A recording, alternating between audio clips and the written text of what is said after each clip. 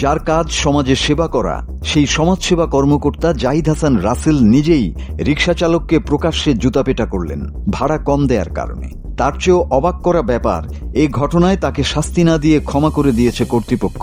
এটাই কি জনসেবার নমুনা? ঘটনা জানলে আপনি চমকে উঠবেন। ঘটনাটি বেশ পুরনো, ঘটেছিল গত ফেব্রুয়ারিতে। রাজশাহীর জাজেস কোয়ার্টারের সামনে রিকশা ভাড়া নিয়ে তর্কের এক পর্যায়ে রিকশা চালকের লাট সাহেব মন্তব্যে ক্ষিপ্ত হয়ে জাহিদ তাকে মারধর করেন। শুধু জুতা দিয়েই নয়, গাড়ি থেকে লাঠি বের করে বেদম পিটুনি দেন রিকশা চালককে।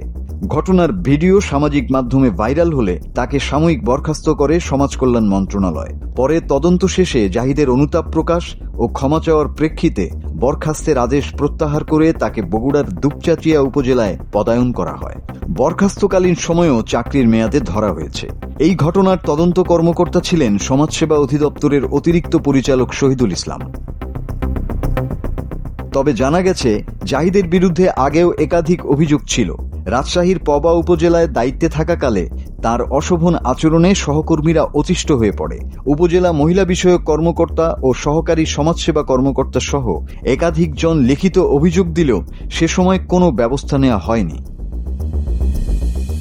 জাহিদের বাড়ি টাঙ্গাইলের ঘাটাইলে। তিনি সেখানে ফাতেমা ফাউন্ডেশন নামে একটি সংগঠন গড়ে তুলেছেন এবং নিয়ম ভেঙে সরকারি ডাস্টবিনও নিয়ে গেছেন বলে জানা গেছে।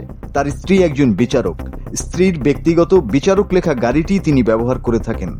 সবশেষে একাধিক বিতর্কিত কর্মকাণ্ডের পরও কোনো কঠোর ব্যবস্থা না নেওয়ায় প্রশ্ন উঠেছে প্রশাসনিক শৈথিল্য নিয়ে। মাসুদ হাসান, বাংলা টিভি।